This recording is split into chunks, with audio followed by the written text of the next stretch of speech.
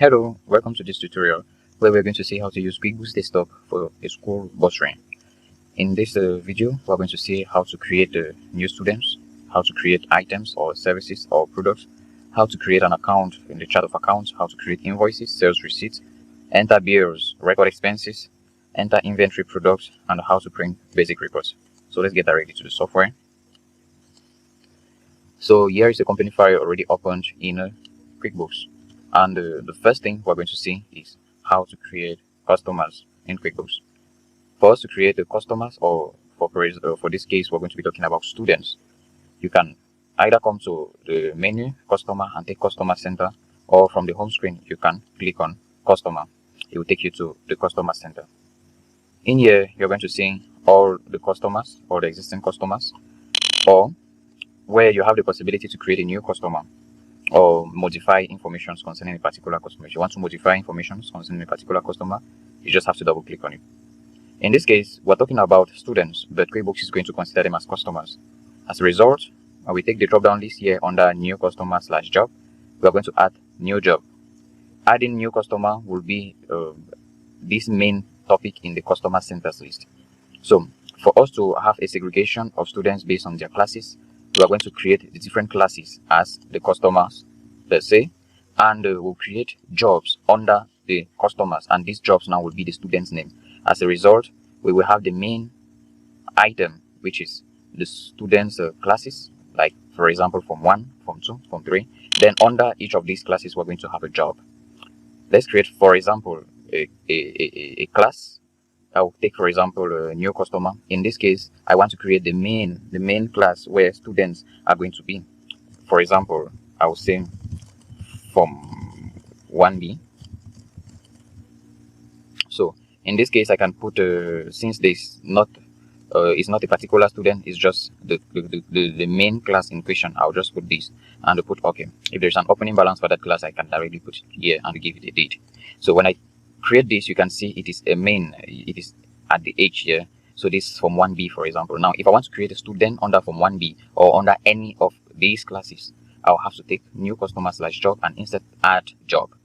When I take add job here, new job name is where I put the name of the customer. So say this is the name of the student in question. I can give him an opening balance if this student already has an opening balance. Here I can put the full name, I can put the title of the student, if there's an email, phone number, address, all of these informations I can input them. But I should make sure at the level of customer, I select his level. I select where I want to position this particular student. So under customer, since I want to place it, for example, under Form 1B, I select here Form 1B. Or if I want to put this student in Form 1, I will come here and select Form 1, or I start searching the class in question.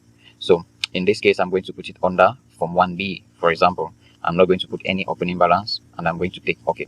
From there, you will see under Form 1B, we then have a student. This is how you create customers, new customers in QuickBooks Desktop.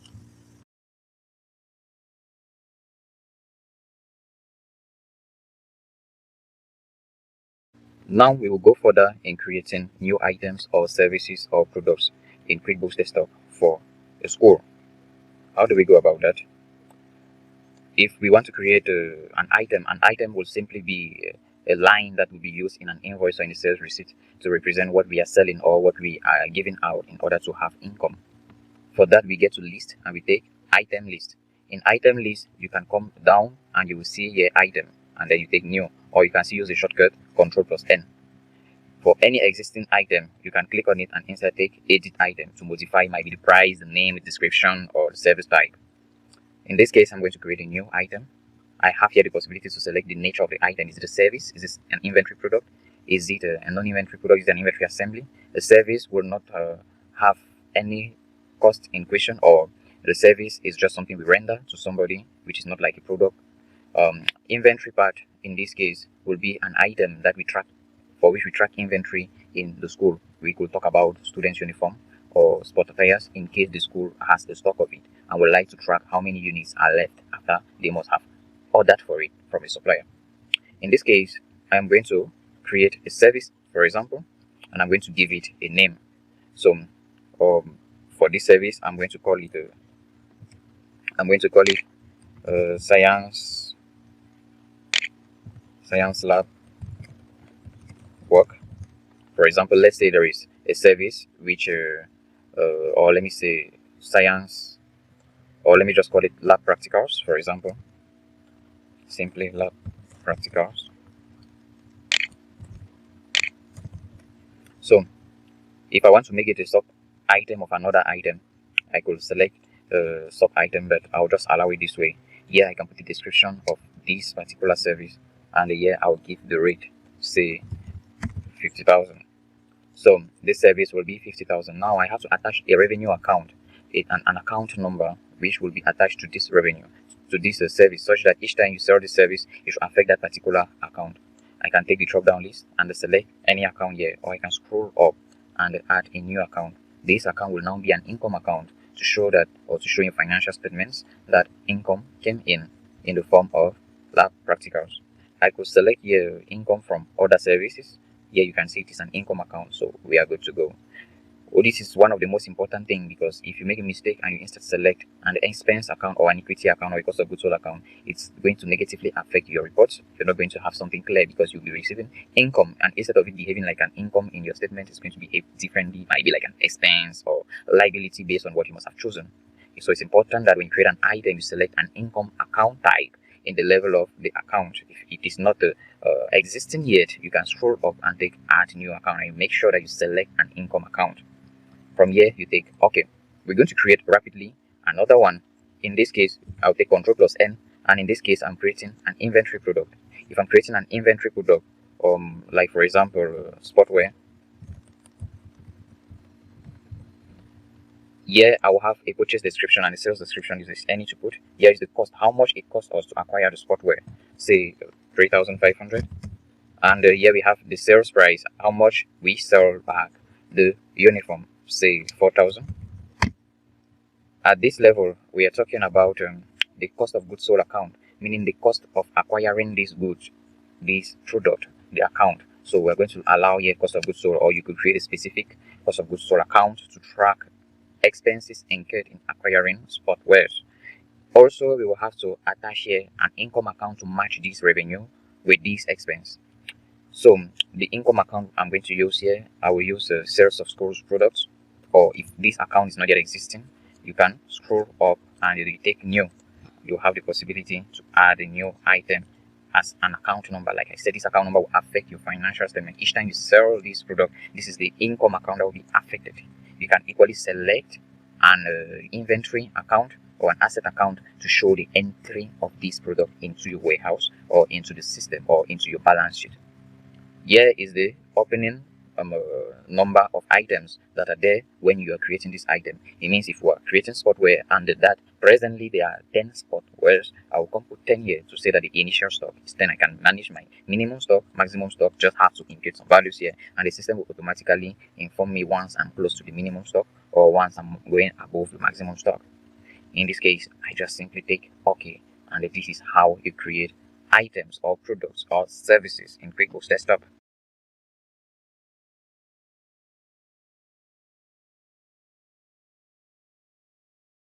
Normally, in any accounting system, we always start by preparing what we call a chart of account. The chart of account represents those accounts, names or account numbers that are being used to track all your revenues or your expenses, all your movements of money. And they are those things that will build up your financial statement, say your income statement or your profit and loss or your cash flow statement. So it's very crucial in making sure that your chart of account is well organized. I'll just show you quickly how to create a new account number in your chart of account so you can attach it to every sales or purchase transaction. For you to create a new account number, on your home screen you could directly click on chart of accounts, or you could come to list and take chart of accounts. Here already you're going to have a chart of account appearing, because when you create a company file in QuickBooks you automatically have a chart of account. But you can customize it to your look. You can create based on the industry in question. In this case we're talking about a school, so definitely I created some accounts here: income from GC registration, from service, from school fees. So how do we create one? You come here down to account and you take new, or you can select any account and you take edit. Please, if you want to edit an account, don't double click on it. If you double click on it, it will take you to the past transactions which were recorded in that account. So if you want to edit the content in terms of name, the sub accounts and so on, you have to click on it and you take edit account or use the shortcut Ctrl+E. So rapidly, I'm going to create a new account, and this account I will call it, for example, an expense account. So here you select, you categorize the account. Is it a bank account? Is it a loan account? Is it a fixed asset? When you select each of them, QuickBooks is definitely going to define what this type of account is all about. Like fixed asset, it tracks the value of significant items that have a useful life of more than a year. We talk about building, land, machinery, vehicle. In this case, I'm creating, for example, an expense which will have to do with advertising and promotion, office supplies, insurance, and so on. So if the account I'm creating is not part of what is shown here, I can come here to other account and I select specifically the account I am creating. So here I'm on expense. I'm going to click continue. I'm going to create, for example, an account called telephone expenses. So telephone expense, for example, here, if I want to make this expense account the sub account of another account, I could take here sub account of, like, for example, I could make it the sub account of utilities. It would therefore mean that telephone expense is part of utilities. Utility is the main account. Any amount that enters here will definitely come and enter in utilities. But if I do not want to make an account or the sub account of another one, I just done the ticket and I put a description. Any note if there is any. If I want to change the account type, I can click here and I just take save and new or save and close if I do not want to create another one. As from this moment, I can create as many accounts. Sorry, I made a mistake on this.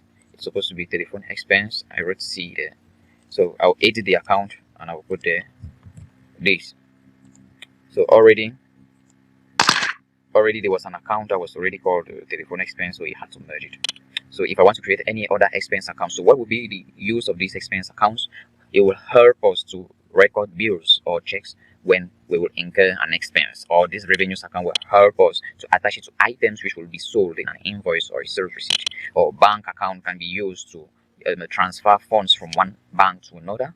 In case we have created an account with a particular bank and that our chart of account does not yet show the bank account in question, then we'll definitely have to create an account. Say if I'm creating an account, the bank account in the system, I'll have to select a bank, then I come to continue and I give the name of the bank in question, say NFC. So in this case, I give it a currency. Is it in dollars? Is it in Japanese yen? Is it in a euro? Is it in Canadian dollar? I'm just going to allow it in Western Africa CFA franc. I put the description. If there's a bank account number, I could equally put it. Then if there's any opening balance, an amount that is left in this bank account as a noun, we'll definitely have to come and enter an opening balance with a particular day. But that is how I'll create an account. And I take save and close. So here we have NFC bank account and the value is 0.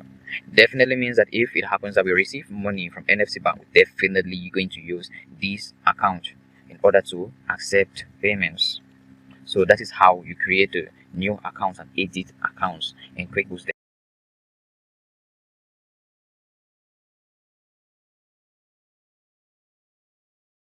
Now let's get to the level where we have to create an invoice. So what's an invoice? In this case, in QuickBooks Desktop, we're going to create an invoice to those people who buy and they do not pay. So those who buy on credit, we're going to sell to them using an invoice, and the invoice is going to state the amounts payable, no, the amounts receivable from the customers.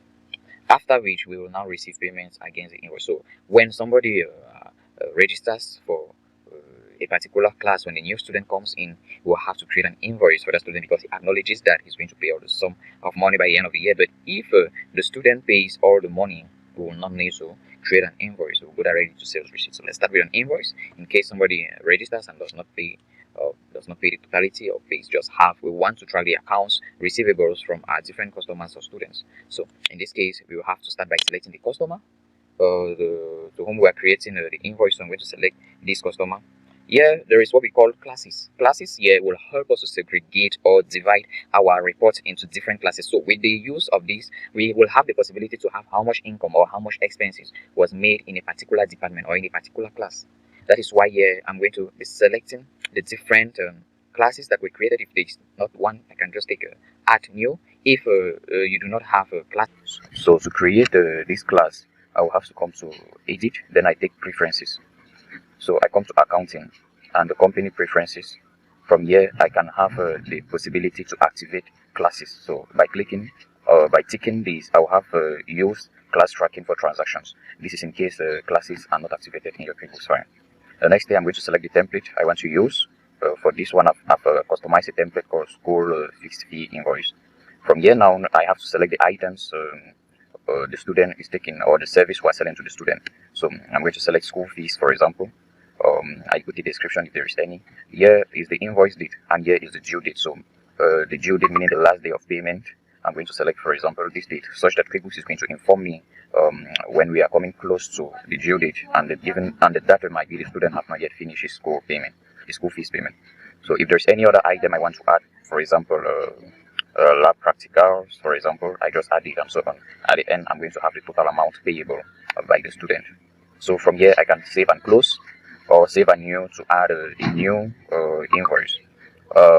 If I want to print, I just need to come and click here on print, and if I have a printer connected, it's definitely going to print it. So yeah, I'm just going to make a print preview.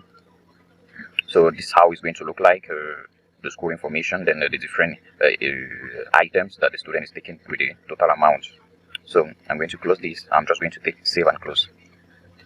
So now what happens is that this was an invoice created. It doesn't mean that a student has paid. It's just to show that the student has registered for a particular service or for a particular item, but he hasn't yet paid. If, for example, the student registers and he pays partially, then you will come here and receive payment. If the student registers, he does not pay anything today, and might be after a month he comes and pays something, you're going to receive payment against the invoice that was earlier created. So how do you receive payments? You come and click on the receive payments here. This is where you acknowledge an entry of money. Like, for example, if they pay in a bank, you will have to come here and acknowledge that the student has paid part of the money, so that the balance should be updated, so that the system should know that he has made an advance of a particular sum of money. So for example, I'm going to select the student who is making the payment, for example. So I'm going to select the same student. So all his opened invoices are going to appear down here. All his opened invoices are going to appear here. Like, for example, here there is an invoice which was made on the 18th with this student. There's another invoice which was made on the 19th with this student, and these are all the amounts that he's owing. So in total, he's owing a sum of 1,755,000. So I will now select the bill that the student is currently paying, because there are different invoice numbers that might have been created. So if he's paying this one, then I'll select this one this way. If he's paying this, so I'll select it and I'll specify the amount he's paying, because here he's owing 605,000. If he's paying all the 605,000, good and fine. If he's paying only part of it, say 200,000, so I'm definitely going to put there 200,000. If he's paying all the bills, I'll select both, and I will come and put the total amount the student is paying. But here I'm just going to, out of the 605,000 on this bill number 108, I'm going to acknowledge only 200,000. So in that way, it is going to apply the payment, and the most important, I have to select where the money is being deposited. Here we are talking about the banks where the monies are deposited. So you select the bank. If it's by cash, then you select the cash account, in order for you to track the amounts of monies you have in cash, the amounts of money you have in the different banks. If you do not have a bank account, you can add in you, or you can still come to list, and in the chart of account you have the possibility to create an account there. And in some cases, when you do not have any bank, money will be deposited in an account called undeposited funds. In this case, you will have to go and record the deposit. But it's advisable to select directly the place where the money is being deposited, the exact bank where the money is being deposited. So from here, you can take save and close, or save and new if you want to record another payment. Or you can equally print it if you can make a print preview. For example, let me check preview. So it's going to look like this. So this payment receipt will just show the amount of money that was paid based on the invoice number, but will not show the balance that the student is still owing. So in case you want to see the balance and print with the balance and the total of all the transactions that have been taking place with that student, you have to operate differently. So printing this, it's possible. If you have a printer, you can print it. So yeah, I'm going to save and close. Then I'm going to show you how you can get a complete summary of that students with that particular invoice. So I'll come back to create invoice, but yeah, I'm not going to create a new invoice. I'm going to find an existing invoice. So I'll select the customer in question. So this is the customer in question, and then I put the invoice number, which is 108, for example. Then I say find. So it shows that for this particular student, these are the items that were taken by that student for the invoice number 108. Then down here, you are going to see total, which was 1,105,000. Then payments amounts to 700,000. Here you can have a quick summary of what actually happened. Like here, there is a payment of 200,000 that was made. There was another payment of 500,000 that was made. In total, now we have all the payments of 700,000. So the student is still owing, still has a balance of 5,000. Yeah, it's showing past due because when I created this invoice, the due date was the invoice date was the same thing as the due date. So it's normally supposed to show in the system that the invoice is past due because the date today is already the 19th and the year it was done on the 18th, for example. So from here you can then print this. It is going to have all the details.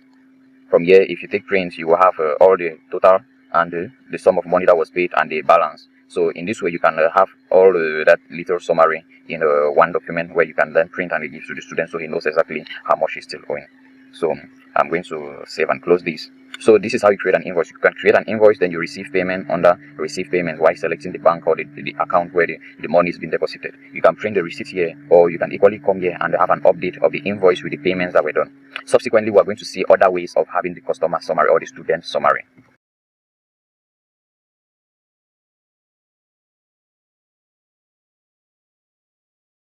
In case a student buys a service and he pays for it directly, or there is no promise of payment, you will want to create a sales receipt to make understand that you've sold the service and you've received money immediately. So, how do you create a sales receipt?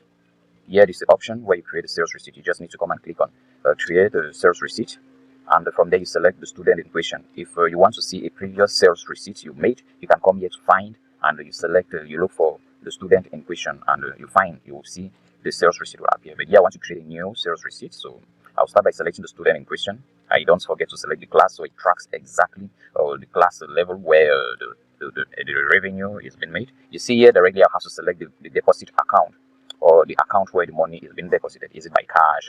Is it in a particular bank? So from there you select the bank, and here I will select a template I already customized to make the sales receipt. So from here you have to select the item you're selling to the student. Don't forget to put the service date. You put the item in question. So say the student is paying for, say, medical deposit. If the medical deposit does not have a rate, you can come here and put the rate, say 50,000. And if there is any other service the student is paying for, say cutlery, you put it there, and at the end you have the total amount. If you want to add a customer message on the invoice, you can put it there, or you can create a new customer message. But that is it. You can save and close, or save and you saving here will not print this sales receipt, so you will have to take print up here, or if you're connected to internet you could send it via email. So if you take, for example, print, I could click directly here to print, or here I will make a print preview since I do not have a printer connected to my machine right now. So this is how it is going to look like, the sales receipt with all the items and the total amount. So yeah, I'm just going to save and close. However, by the side here, you can have a quick summary of the transactions related to the student, all the things you've done, and the opening balance. So from here, you can take save and close. So when you take save and close, that is done. Now, that is how you actually create a sales receipt, which is actually different from an invoice and receiving. But meaning the sales receipt does these two at the same time. It creates an invoice, then it records the payment of the invoice.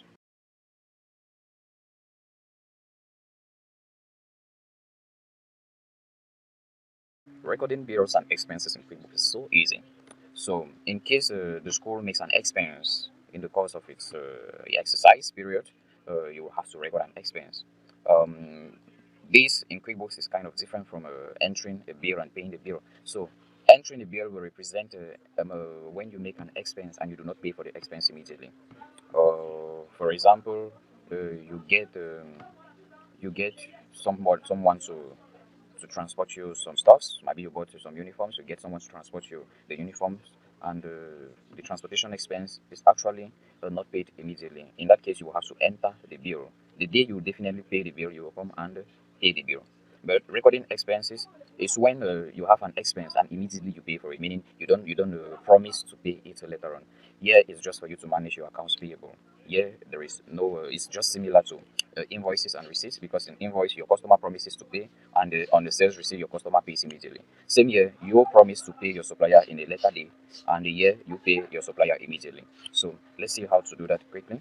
So here you can see on the vendors area represent the suppliers area.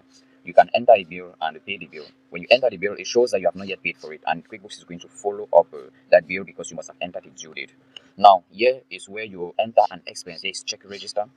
Um, write a check. This is where you enter expenses that you have not entered as a bill in QuickBooks. Meaning, if you do not enter something as a bill, you have to write a check, and this one will record the payments immediately. Meaning, this will do enter bill, and you also pay the bill immediately. Meaning, in this case, it will show that you are not actually owing somebody anymore. So, in case, for example, let's say you are paying a teacher's salaries, for example, immediately, you have to come here and write a check.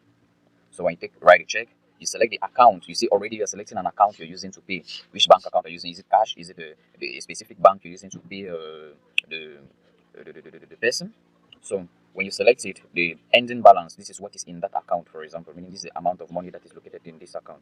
So pay to the order of. So you select the person you're actually paying. You're actually making this expense for. So from here you will have to create a vendor, or let me say a supplier or a third party. Here is where you put the name of the person you are spending on. So if, for example, let me say I'm paying the electricity bill, um I will have to create here, for example, a vendor. Say this, I'm going to create a vendor, and I'm going to call the vendor, for example, NAO, which is the person collecting money, or where money on electricity bills is going. So I take OK, for example. So I've created a vendor, meaning the supplier.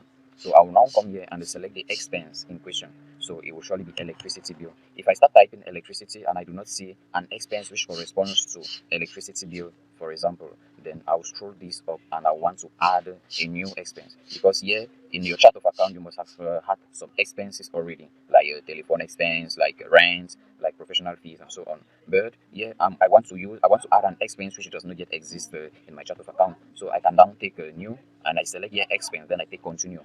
From here I can say electricity bill, um electricity bills, for example, and I take save and close. So this is an expense account. From here I now put the amount of the expense, say 20,000 francs for electricity bill. Here is a memo, it's a short description of the amount of the expense in question. Now here is a customer job and so on. Here is where I select I might be making an expense on a particular customer or on a particular student. So I can come here and select the specific student on which I'm making the expense. But this is a general expense electricity bill, so I don't need to select the customer. Here I will select, for example, the class, meaning the department which on which this expense is being implemented. If, for example, we are paying sectoral electricity bill, might be Form 1 has its own meter for electricity, we could select just Form 1 and so on. But we could also create a class called general, or general, something like this, for example, so that when we make any general expense, we should not select a specific class like Form 1, Form 2. We could just generalize it. For example, if there is any other expense in relation to this particular supplier, I will have to enter it. But this NAO, and the NAO has only to do with electricity bill. So from here, I take either save and close or save and new in order to record another expense. Or if I want to print it, I just have to come and click here on print. Yeah, I'm just going to take a save and close. In this case, he has directly deducted the amount 20,000 from the bank account I selected. But if I am to make an expense that I have not yet paid for, I will have to come here on enter bills, and I select the vendor in question. Say other suppliers, for example, because I've created an account to record all other expenses. I will take here other suppliers, and I will select the expense in question.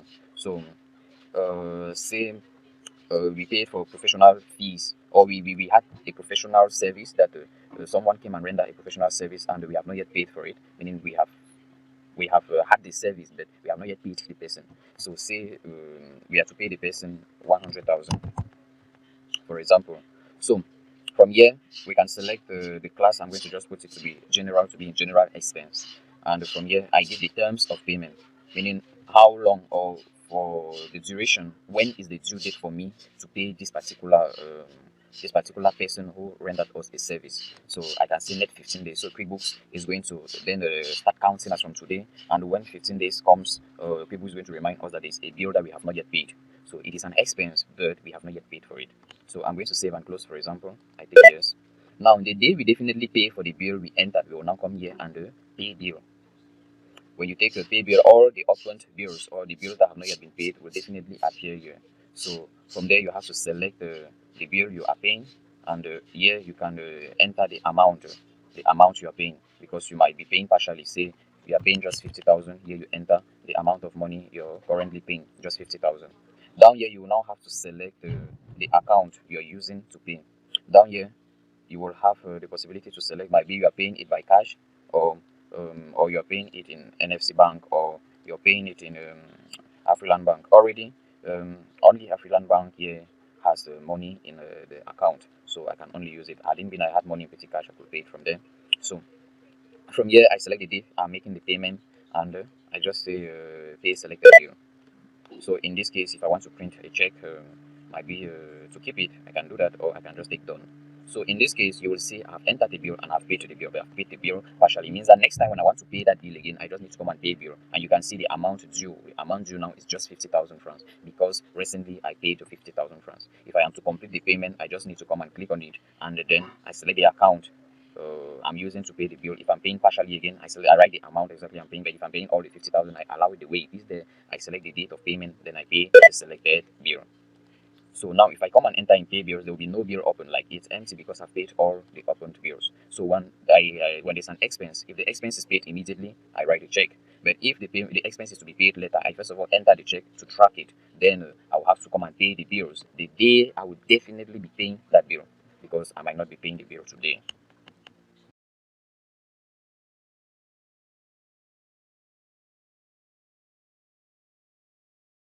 In case you have to track inventory of an item, maybe in a school, we can be talking here about a student's uniform or sportwears.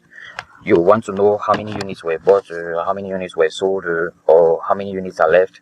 You want to create an item as an inventory product and a track inventory. So here we're going to see how to create, how to buy the items, and how to know the inventory situation of the item.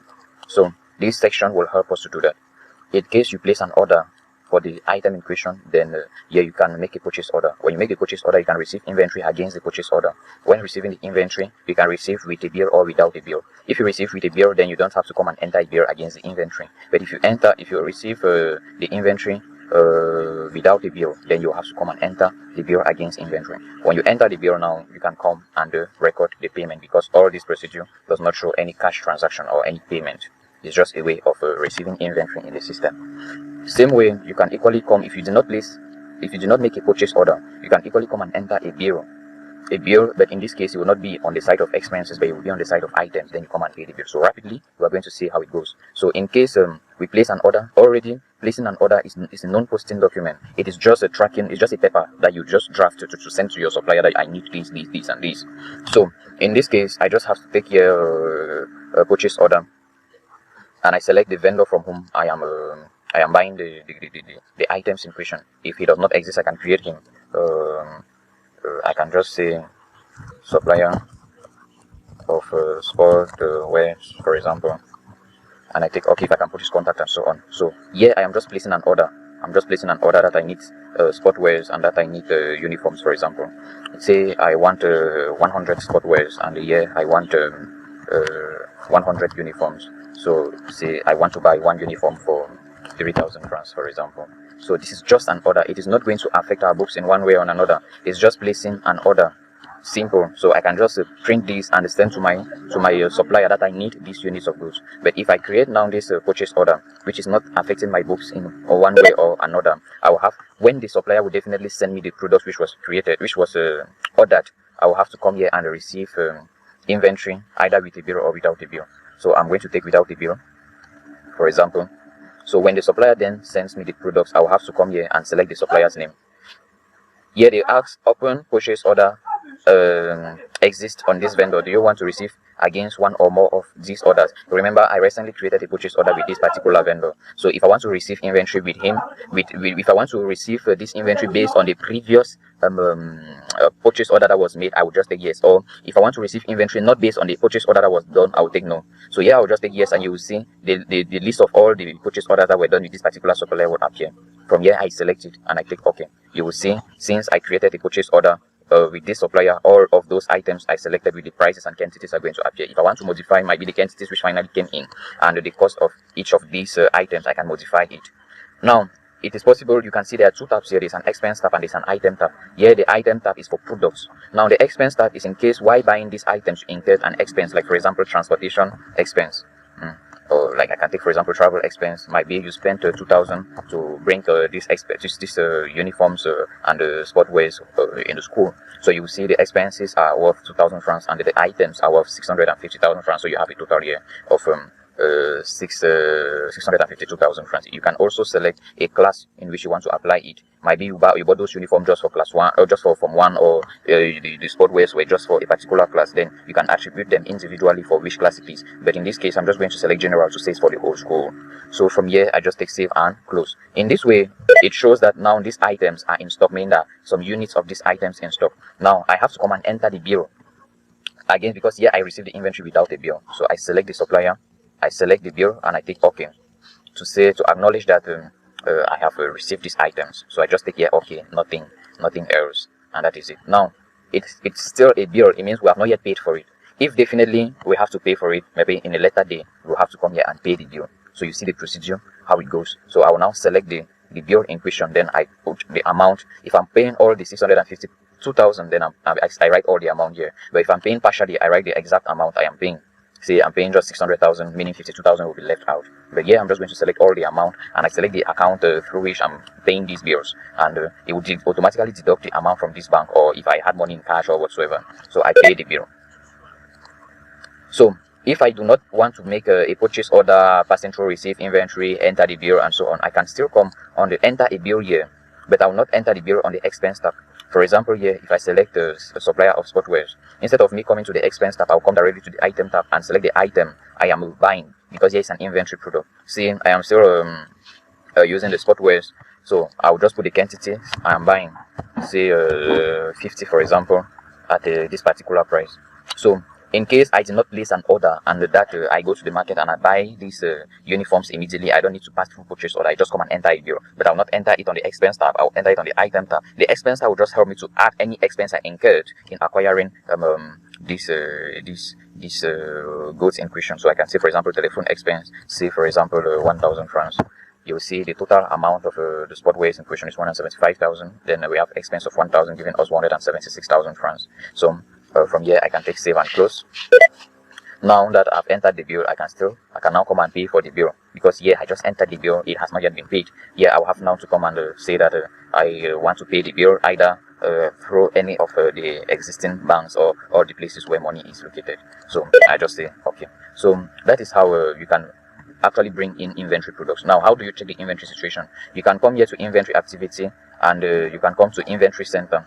When you get to the inventory center, you can see all the inventory products there. When you see all the inventory products there, you can interrogate the number of units of those products in question. So if I take for example this sportwear, you will see a quantity on hand is 249 for example. If I take a uniform, you will see quantity on hand is 199. So these are the inventory situations of these items, and below here they are going to show you all the different transactions which took place with each of those inventory products. So this is where you can now know how many units of that particular inventory product is still left after you must have created the item under the item list. Still in the item list, you can come and investigate how many units are still left. So where did I get to? I get to list, and I take item list, and from here all the inventory products are going to be there, and you have the quantity available. So from here, if you make a physical count, you will see that you will have 249 units of the item. So that's how you manage your inventory products in QuickBooks desktop.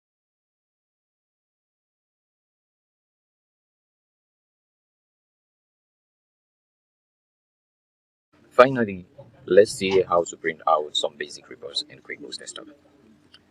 Before we get into printing reports, let's see how to transfer funds from one account to another. If, for example, there is money for example, you be in the Afriland Bank and you want to transfer some, or you go and withdraw some funds and have it in cash, or you go and transfer it to another bank, you will have to operate with banking. In that case, you get to banking and you make a transfer of funds. With transfer of funds, you transfer funds from a particular bank, transfer funds to another account. So say you're transferring funds from a freelance bank to a petty cash, for example. Here you put the amount by which the amount you're transferring. However, in petty cash here it is 0 franc, and here is 1,417,000. Say you're transferring 400,000 from Afriland to cash, so you just put the amount you're transferring, and you give a description of the transfer in question. So 400,000 is going to move from this bank to this other bank. So that is how you make a transfer of funds. In this way, if you now come here, you see Afriland has only 1,017,000 and the petty cash has 400,000. Now we can continue with reports. The first reports I would like you. However, for reports, all the reports you need, all type of reports you need is located under the report menu tab. All reports are here. You just need to get into the specific item and select the type of report you want to print. Here we can print a profit and loss standard, a profit and loss detail, a profit and loss by job, a profit and loss by class, and so on. For example, I can take profit and loss standard. I just click on it, and here is a profit and loss of the school. You make sure you select the date or the duration for which you want to get the report. You can get, for example, this month to date. So these are operations that took place in this month. You can come here, you select for this week or for this day, for this month, for last month, for this quarter. I'm going to take, for example, everything, and I take refresh. So that's a refresh of all dates. You could also select a custom date, like from this date to this date, and you have it there. Reports are made on two bases, the accrual basis and the cash basis. The accrual basis will show all accounts payables and all accounts receivables, but the cash basis will show only transactions which have a cash operation. So if I take, for example, cash basis, it is going to show a different type of report from accrual basis. Here, all monies, all incomes are going to be considered, but here only incomes that have been earned will be considered.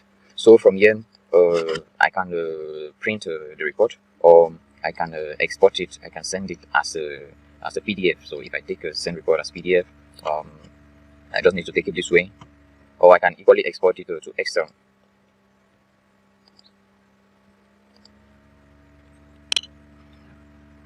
Okay, this was instant email. Sorry. So I can come here to print. Then I select, for example, instead of selecting the printer, for example, I can select maybe Microsoft print to PDF, or I can select Adobe PDF driver, so that you can transfer it into PDF. So, but if I select this printer and I take print, it will instead print it if the printer is connected. For example, since I don't have a printer, I would take, for example, Microsoft print to PDF. Then I take print, so it is going to convert the report into a PDF file. So they will ask me to give the name. I will say, for example, profit and the loss, for example, and I give the destination of the file. So if I take it this way, oh sorry, I made a mistake in typing the name.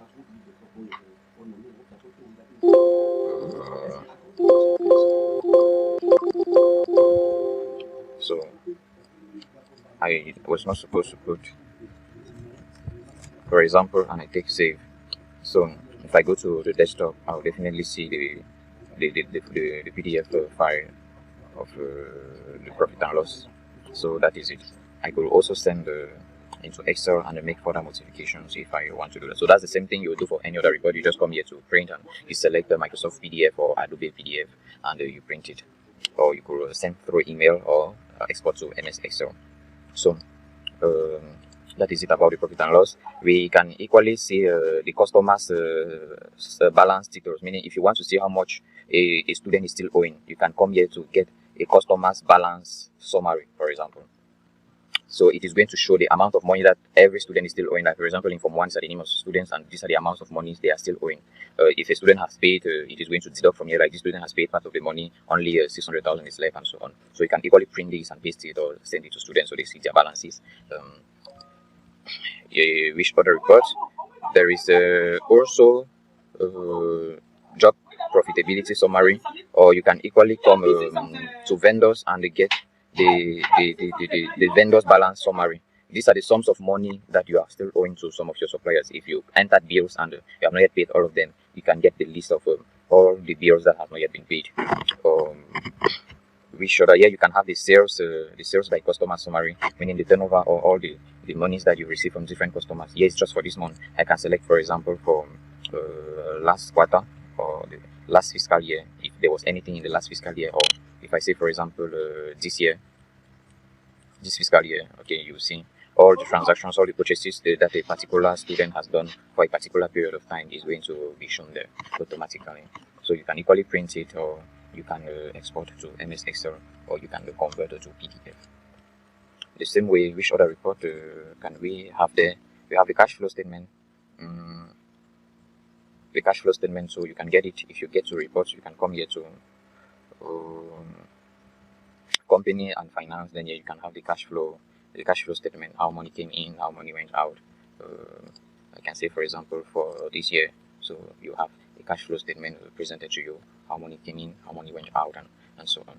All these can be printed and sent. So there are different types of report. If you want, for example, a balance sheet, you can get the balance sheet standard. But if you have not inputted all information concerning the school in question, the balance sheet might not be accurate, because there are some assets that might not have been entered. But in that case, you have to enter the value of all the assets, and for you to do that, you have to create the assets in the chart of account and give them opening balances if they are already existing. So you can have a sales details report by item salary. So all type of reports here. You can equally have a customer aging summary. Account receivable aging summary is just a report that will show how much money customers or students are supposed to pay within which period of time. So amounts of money are supposed to be paid in the next 30 days, amounts of money are supposed to be paid in the next 60 days, next 90 days, and more than 90 days, and so on. You could also print this type of report. So all the reports are found under reports. You just select the type of report you want to print, and you get it ready. So that is it about a quick review of how to use QuickBooks for the school bursary.